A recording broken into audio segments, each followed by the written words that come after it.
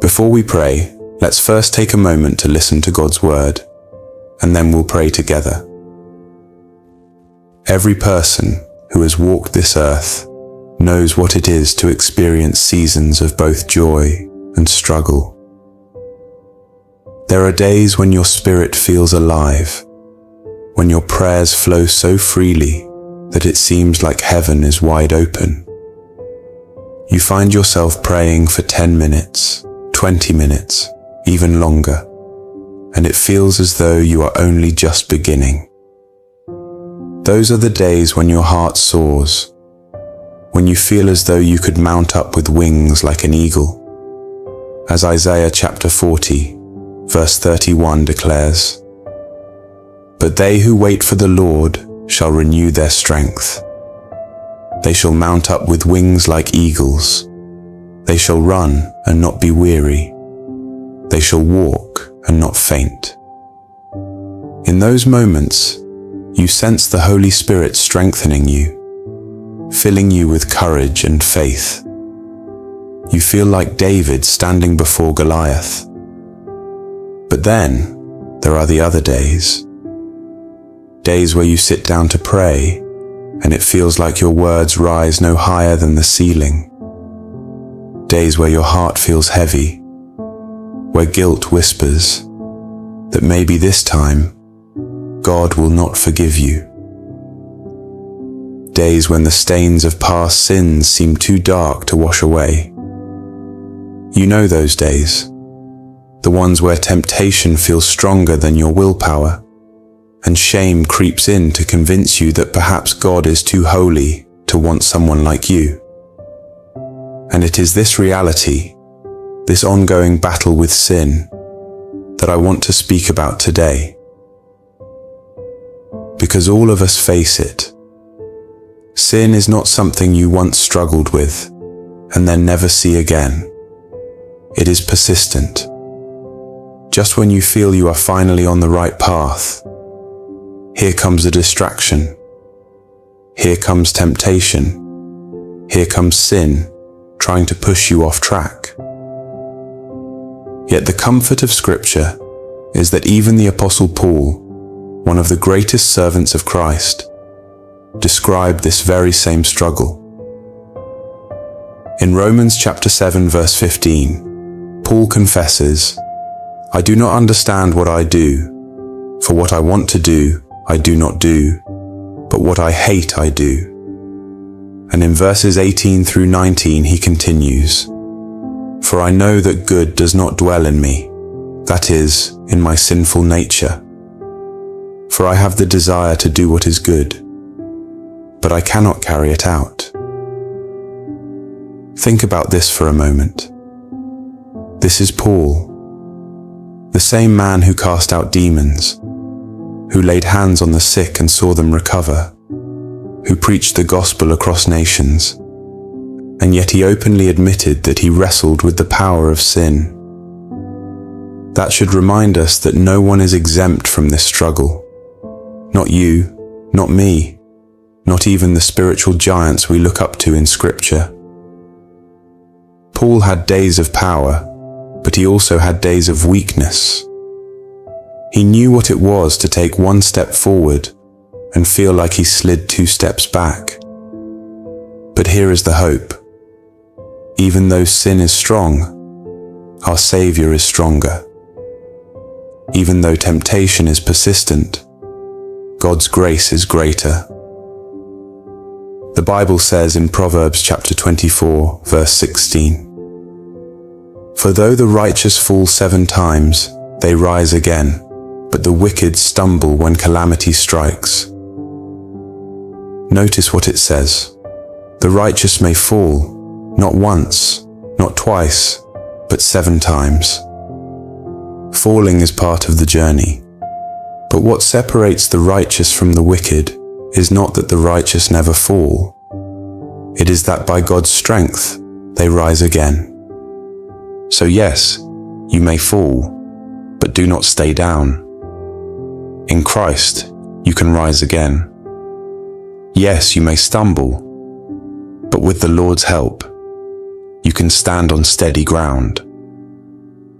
remember the words of Psalm 37, verses 23 to 24. The steps of a man are established by the Lord, when he delights in his way. Though he fall, he shall not be cast headlong, for the Lord upholds his hand. God does not abandon his children when they stumble. He holds their hand, lifts them up, and gives them grace to keep walking. And what makes this truth even more powerful is what Paul concludes later in Romans chapter 7. After pouring out his heart about this war within him, he cries out in verse 24, "What a wretched man I am! Who will deliver me from this body of death?"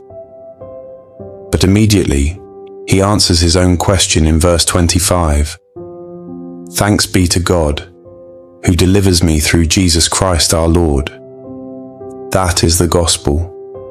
Deliverance is not found in your own strength or determination. Deliverance is found in Jesus. The battle with sin is real, but victory is possible because Jesus has already overcome. At the cross, he bore the weight of every sin. Through his blood, you are washed, cleansed, and made new.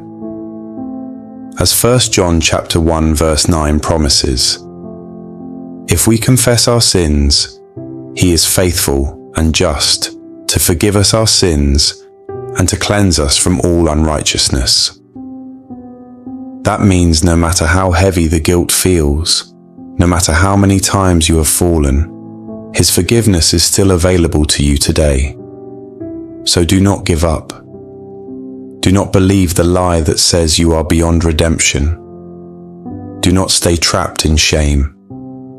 Rise again, not in your own strength, but in the grace of Jesus. Keep praying, even when it feels hard. Keep reading his word, even when your heart feels dry. Keep showing up, because God is not done with you yet. He is faithful to complete the work he began in you, as Philippians chapter 1 verse 6 declares. Yes, there will be battles. Yes, there will be days of weakness. But in those moments, lean on Christ. Put on the whole armor of God, as described in Ephesians chapter 6, and stand firm. Remember that his grace is sufficient for you, and his power is made perfect in your weakness. So, beloved, the message is simple. You will stumble, but you will not be abandoned. You will fall, but you can rise again. And when you rise not by your own willpower, but by the strength of the Lord Jesus Christ. Now let's take a moment to pray together.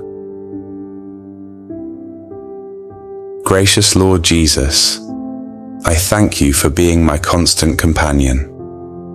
You have been my friend on the good days, and my comforter on the hard days. Thank you for lifting me up every time I have fallen. It is only by your grace that I have been able to rise again. It is only by your love and mercy that I have found the strength to stand after my weakness. Truly, there is no one like you. Your word declares in Micah chapter 7 verse 18, "Who is a God like you, pardoning iniquity and passing over the transgression of the remnant of his heritage? You do not retain your anger forever, because you delight in mercy." Father, who is like you?